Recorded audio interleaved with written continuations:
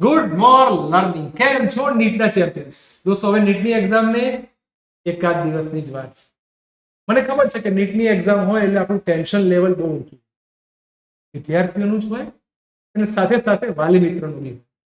તો આજે આપણી જોડે છે નવીન સર, જે પોતે શિક્ષક પણ છે, પિતા પણ છે અને ગુરુ પણ છે. તો એમને પૂછું કે ખરેખર નીટના આગલા દિવસે બાળકની શું મનોદશા હોય છે, પેરેન્ટ્સની શું સ્થિતિ હોય છે, અને બહુ સરસ એમણે તમારા માટે કેટલાક પોઈન્ટ્સ લાયા છે કે પેરેન્ટ્સ તરીકે આપણે શું કાળજી રાખવી, શું ધ્યાન રાખવું. Yes Naveen sir. Thank you very much sir. નીટની એક્ઝામ શરૂ થવા જઈ રહી છે અને વિદ્યાર્થીઓની મનોદશા અને પેરેન્ટ્સની મનોદશા કેવી હોય છે એ વર્ણવી ખૂબ જ 1 કલાકમાં અઘરી છે. કેમ કે 2 વર્ષની વિદ્યાર્થીઓની મહેનત અને પેરેન્ટ્સની પણ મહેનત એ અહીં વર્ણવવા માટે 2-3 દિવસ જોઈએ.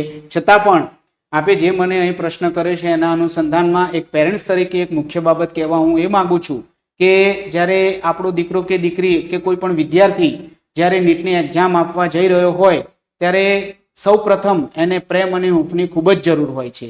જો એને પ્રેમ અને હૂંફ અને શાંતિથી શાંતિભર્યા વાતાવરણની અંદર જો એ એક્ઝામ આપે તો 100% સફળતા પ્રાપ્ત કરે છે. બીજો પોઈન્ટ એ છે સર કે ઘણીવાર આ અત્યારે ટ્રાફિક સમસ્યાની અંદર ઘણા બધા વિદ્યાર્થીઓ લેટ પડતા હોય છે અને ઘણીવાર અકસ્માતો પણ સર્જાતા હોય છે. તો એક પેરેન્ટ્સ તરીકે હું દરેક પેરેન્ટ્સને વિનંતી કરું છું કે 2 કલાક વહેલા કેમ ના પહોંચીએ અને ત્યાં જઈને આપણા જે વિદ્યાર્થીઓ છે કે આપણો દીકરો કે દીકરી છે એને કહીએ કે બેટા ચિંતા ના કર, હું તારી સાથે જ છું, આ જીવનની છેલ્લી પરીક્ષા નથી.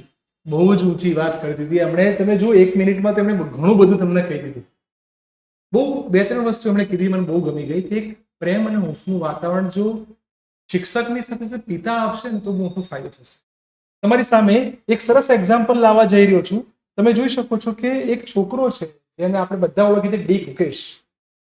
એને બહુ પહેલા એક સપનું જોયું કે હું ચેસ ચેમ્પિયન બનું, અને એના પિતાના સાથ સહકારથી આજે તમે જો ગ્રાન્ડ માસ્ટર, વર્લ્ડનો ચેસ ચેમ્પિયન બની ગયો.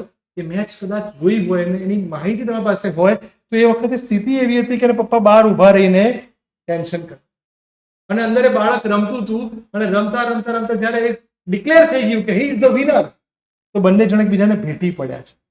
તો આ છે એક પિતાનો, આ છે માતાનો. માત્ર ભણાઈને છૂટા થવું એવું નથી, સાથે એની જોડે જાઓ, એના ખભે હાથ મૂકો, એને હિંમત. એમને બહુ સરસ વાત કરી, હૂંફની જરૂર છે. સાથે સાથે સ્પોર્ટ્સની દુનિયામાં જતા રહી. આઈપીએલ નો જમાનો ચાલે છે, બધી જગ્યાએ ધુઆધાર બેટિંગ ચાલી રહી છે. તો વિરાટ કોહલીને તોલે, આમ તો કોઈ કોઈના તોલે ન જ હોય, પણ નાની ઉંમરમાં આટલું ખતરનાક હિટિંગ કરવું, ચોગા સિક્સર મારવા, એવું સૂર્યવંશી. તમે જો નાનપણમાં ખાલી મેચ જોવા જતો હતો અને અત્યારે એની મેચ જોવા માટે લોકો પડાપડી કરે છે. એ થઈ શક્યું એના પિતાના કારણે. રાજ્ય હોય, રાષ્ટ્ર હોય કે કોઈ બી જગ્યાએ જવું છે, હું તારી સાથે છું. આ એક શબ્દ નથી, આ એક વિશ્વાસ.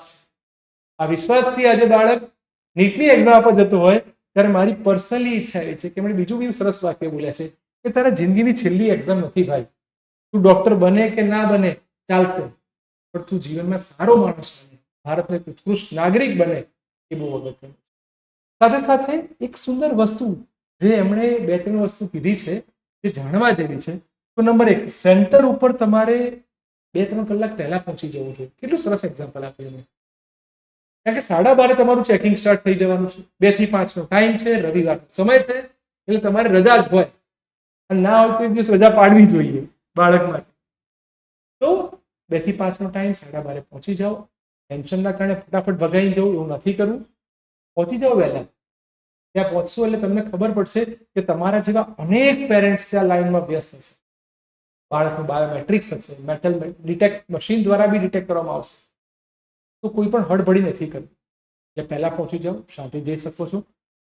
ટ્રાફિકની સમસ્યા થાય ઘણીવાર. તમે જોજો કે ઘણા છોકરાઓ મોડા પહોંચે છે તો 1:30 વાગ્યા પછી એને એક્ઝામ સેન્ટરમાં એન્ટ્રી નથી આપતા. એવી સમસ્યા બી તમારા બાળક જોડે ન થાય એની કાળજી આપણે લેવી. બાળક તો નાનું છે, એવું બને કે કદાચ કોઈ છોકરાએ પહેલી વાર અટેમ્પ્ટ આપતો હશે, કેટલાક બીજી ત્રીજી વાર અટેમ્પ્ટ આપતા હશે, પણ ડરનું લેવલ, ટેન્શનનું લેવલ બધાનું સરખું જ હોય.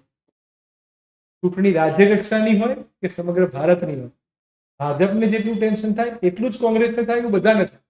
પ્રધાનમંત્રીને જેટલું થાય એટલું ધારાસભ્યને થાય, એટલે ને આપણે કોર્પોરેટર થાય તો ટેન્શનનું લેવલ સરખું જ રહેવાનું દોસ્તો. આની સાથે તમે જો આવો માહોલ હશે એક્ઝામ વખતે, પણ એમણે જે કીધું ને મને બહુ ગમ્યું. હવે હું ખસી જઉં છું અને એમનો દીકરો આવે છે. યસ બેટા, યસ કૃષિ, બોલો. આપણે નીટની એક્ઝામ રવિવારે જ આપવા જઈ રહ્યા છીએ. કઈ જગ્યાએ નંબર આવ્યો બેટા? આઈઆઈટી ગાંધીનગર. ઓકે, રહેવાનું છે અમદાવાદમાં, નંબર આવ્યો છે ગાંધીનગર, લગભગ 25-30 મિનિટનો રસ્તો થાય. Then, હવે એ ટાઈમે તમે એઝ અ પેરેન્ટ્સ એના જોડે જઈને એના ખભે હાથ મૂકીને હવે જે આના પપ્પા કહી રહ્યા છે ને એ આ વિડીયોની સૌથી સુંદર વસ્તુ. તો હું ખસી જાઉં છું અને હવે બંનેને સાંભળીએ. યસ. એક પેરેન્ટ્સ તરીકે હું તો મારા દીકરાને એટલું જ કહીશ કે બેટા, નીટની એક્ઝામમાં ચિંતા ના કરતો, હું તારી સાથે જ છું. આ જીવનની છેલ્લી પરીક્ષા નથી. 1-2% ઓછા આવે તો પણ ચાલશે, પરંતુ શાંતિથી એક્ઝામ આપજે અને કોઈ પણ ટેન્શન વગર ખૂબ જ સફળતા પ્રાપ્ત કરે તેવી પ્રાર્થના. Best of luck. તો બધાને wish you all the best. નીટની એક્ઝામ આપવા જાઓ, કોઈ પણ ટેન્શન ના લેશો. જેમ આપણને એક પિતાએ જ સમજાવ્યું છે આ દરેક વાલી મિત્રો સુધી પહોંચાડો. કારણ કે ઘણી બધી વાર એવું થાય છે કે વાલી પણ બાળકને ખોટું ધમકાઈ દેતા હોય છે, હે ને. પેપર પત્યા પછી ક્યારે પૂછશો જ નહીં પેપર કેવું ગયું, કારણ કે પેપરનું રિઝલ્ટ આવતો પછી વાર લાગશે. ખોટું ટેન્શન લઈને શું કરવાનું? ઓકે, તો સમગ્ર MS પરિવાર થકી આપ સૌને wish you all the best. ધન્યવાદ.